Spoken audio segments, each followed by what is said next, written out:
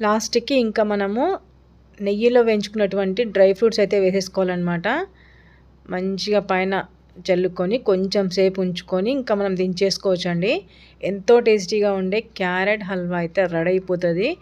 అంటే ఇట్లా హల్వా చేసుకోవడం వల్ల హెల్త్‌కి మంచిదో కాదో నాకైతే తెలియదండి. కాకపోతే కనీసం ఒక నెలకు ఒక్కసారైనా చేసుకొని తింటే మాత్రం హెల్తీనే అని నేను చెప్తాను. ఎందుకంటే నెయ్యి, తర్వాత క్యారెటు, కొంచెం షుగరు, తర్వాత పాలు ఇవన్నీ యాడ్ చేసుకున్నాం కాబట్టి చాలా చాలా టేస్టీగా ఉంటది. ఒక్కసారి ట్రై చేయండి. చాలా సూపర్‌గా ఉంటది. ఇంక చూడండి మన క్యారెట్ హల్వా అయితే రెడీ అయిపోయింది.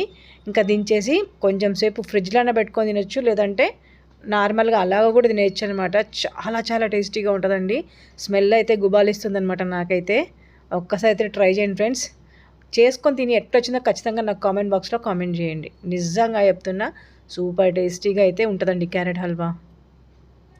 మంచిగా తురుముకున్నటువంటి క్యారెట్ అంతా నేనైతే రెడీ చేసి పెట్టుకున్నానండి. ఇది 1 కిలో క్యారెట్‌తోని తురుముకున్నానండి. క్యారెట్ తురుము బాండీ పెట్టుకొని, బాండీ హీట్ ఎక్కిన తర్వాత 2 టేబుల్ స్పూన్ల నెయ్యి అయితే వేసుకొని డ్రై ఫ్రూట్స్ అయితే ఇప్పుడు ఫ్రై చేసుకోవాలి. గుప్పెడు జీడిపప్పులు, తర్వాత గుప్పెడు కిస్మిస్, ఇవి 2 మాత్రమే చాలు క్యారెట్ హల్వా కోసం.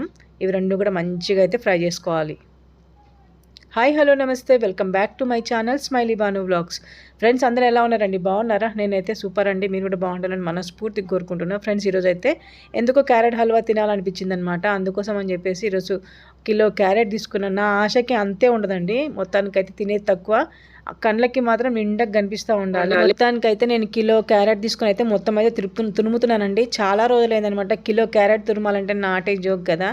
చేతులు అయితే చాలా నొప్పి వచ్చినాయి. ఇప్పుడు కొంచెం కష్టపడితే టేస్టీ టేస్టీ యమ్మీ యమ్మీ క్యారెట్ హల్వా అయితే మనము తినేయచ్చు మంచిగా హ్యాపీగా. అందుకోసం అని చెప్పేసి కొంచెం కష్టమైనా సరే ఇష్టంగా తురిమేసి ఇప్పుడైతే నేను క్యారెట్ హల్వా అయితే రెడీ చేస్తున్నాను. ఇప్పుడైతే ఫస్ట్ తురిమేసుకున్న క్యారెట్ని పక్కన పెట్టేసుకొని ఒక బాండి పెట్టుకొని బాండీలో 2 టేబుల్ స్పూన్ల నెయ్యి. ఫ్రెండ్స్ నెయ్యి అయితే చాలా ఎక్కువనే పడుతుందండి. దగ్గర దగ్గర కిలో అంటే దగ్గర దగ్గర ఒక 150 గ్రామ్స్ నెయ్యి అయితే ఖచ్చితంగా పడుతుంది. నేనైతే ఫస్ట్ 2 టేబుల్ స్పూన్ల నెయ్యి వేసుకొని దాంట్లో డ్రై ఫ్రూట్స్ అయితే ఫ్రై చేసుకుంటున్నాను. ఇప్పుడు డ్రై ఫ్రూట్స్ మంచిగా అవి కొంచెం గోల్డెన్ బ్రౌన్ కలర్ రాగానే మనమైతే జీడిపప్పు తీసి పక్కన పెట్టేసుకోవాలి. లేదంటే అట్లాగే ఉంచుకొని మన జీడిపప్పు ఇంకా ఫ్రై అయ్యింది అనుకున్నప్పుడు కిస్మిస్ వేసేసుకుంటే అయిపోతుంది అనమాట. నాకైతే అక్కడ జీడిపప్పు ఫ్రై అయిపోయింది కాబట్టి నేను ఇక్కడైతే కిస్మిస్ అయితే వేసేసుకుంటున్నానండి. చాలా చాలా టేస్టీగా ఉంటుంది ఫ్రెండ్స్. ఒక్కసారి ట్రై చేయండి ప్లీజ్. ఫ్రెండ్స్ ఎవరైనా ఫస్ట్ టైం నా ఛానల్ని చూస్తున్నట్టయితే నాకు ప్లీజ్ ఒక చిన్న లైక్ చేసి షేర్ చేసి సబ్స్క్రైబ్ చేసుకోండి. మీరు ఇచ్చే ఒక చిన్న లైక్ వల్ల నా వీడియో కొంతమంది కన్నా ఏమంటారు సజెషన్ అవుతుందండి. ప్లీజ్ ఫ్రెండ్స్ రిక్వెస్ట్ చేస్తున్నా, దయచేసి ఒక చిన్న లైక్ ఇచ్చి నాకు సపోర్ట్ చేస్తారని మనస్ఫూర్తిగా కోరుకుంటున్నా. ఇంకా ఇక్కడ మన జీడిపప్పు కిస్మిస్ 2 కూడా ఫ్రై అయ్యి తీసి పక్కన పెట్టేసుకున్నానండి. మళ్ళీ ఒక 2 టేబుల్ స్పూన్లు నెయ్యి వేసుకొని ఇప్పుడు మనం తురుముకున్నటువంటి క్యారెట్ మొత్తం కూడా కొంచెం కొంచెం కాదులేండి, మొత్తం ఒకసారి వేసుకొని ఫ్రై చేసుకోవాలి. ఎందుకంటే కొంచెం కొంచెం వేసుకొని మనం తీసి పక్కన పెట్టుకుంటే ఒకటి కొంచెం ఎక్కువ వేగినా మరొకటి కొంచెం తక్కువ వేగినా కానీ తినేటప్పుడు అంత మంచిగా అనిపించదనమాట. అందుకోసం అని చెప్పేసి అంత ఒక్కసారే వేసుకొని పెద్ద బాండినే పెట్టుకోండి. మన క్వాంటిటీని బట్టి పెద్ద బాండినే పెట్టుకొని మనం మొత్తం ఒక్కసారి వేసుకొని సిమ్ములో పెట్టుకొని మాత్రమే మనం క్యారెట్ అనేది మంచిగా ఫ్రై చేసుకోవాలండి. క్యారెట్ ఫ్రై అయితే ఆల్రెడీ కలర్ అనేది చేంజ్ అయిపోతుంది. మనకు అప్పుడే అర్థమవుతుంది అనమాట, ఓకే ఇది ఫ్రై అయ్యింది అని.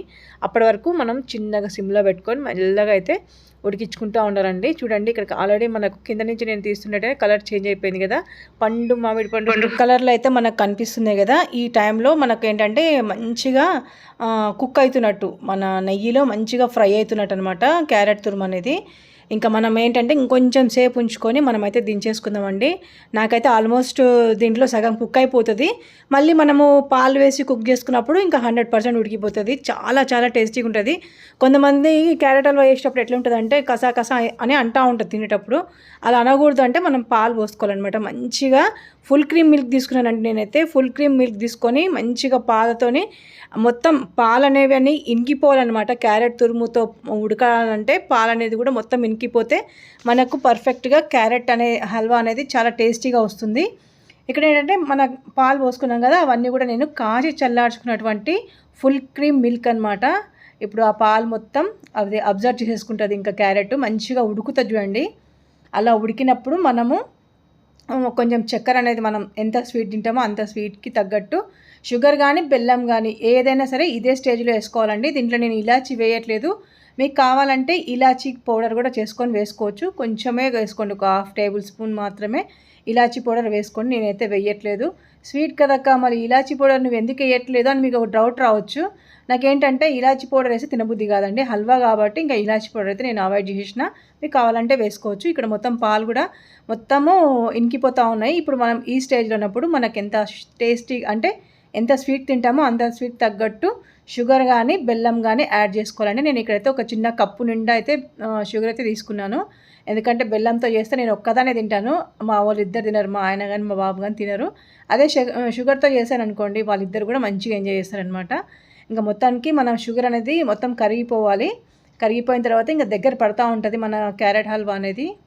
దగ్గర పడిన తర్వాత మనం ఏంటంటే మనము నెయ్యిలో డ్రై ఫ్రూట్స్ అనేవి ఫ్రై చేసుకున్నాం కదండి, ఇంకా లాస్ట్ ఫైనల్ టచ్గా డ్రై ఫ్రూట్స్ అనేది వేసి కలిపెట్టుకొని ఒకసారి, ఎందుకంటే డ్రై ఫ్రూట్స్లో కూడా నెయ్యి ఉంటుంది కాబట్టి అది కూడా మన హల్వాకి పట్టాలి కాబట్టి ఆ డ్రై ఫ్రూట్స్ కూడా వేసి మంచిగా కలుపుకొని ఇంకా ఫ్రిడ్జ్లో పెట్టుకొని కానీ లేదంటే బయట అయినా సరే మీకు ఎలా అయితే వీలవుతుందో అలా పెట్టుకొని తినేస్తే సూపర్ టేస్టీ మన క్యారెట్ హల్వా అయితే రెడీ అయిపోతుందండి. నిజంగా చెప్తున్నా, క్యారెట్ తిన్న వాళ్ళకి ఈ విధంగా స్వీట్ చేసి పెట్టండి, యమ్మీగా ఉంటుంది. వాళ్ళు ఎంతో ఇష్టంగా తింటారు, మళ్ళీ మళ్ళీ చేపించుకొని తింటారు, అంత టేస్టీగా ఉంటుంది.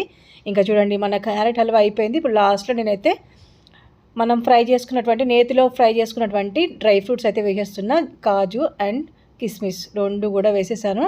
ఇంకా నేనైతే మంచిగా కలుపుకొని ఒక 1 మినిట్ అంతే, 1 మినిట్ కూడా కాదండి, ఇంకా ఒక కొన్ని సెకండ్స్ మాత్రమే ఆ విధంగా కలుపుకొని ఇంకా దగ్గర పెట్టేసుకుని పక్కన పెట్టేసుకుంటాను, నేను దింపేసుకుంటాను.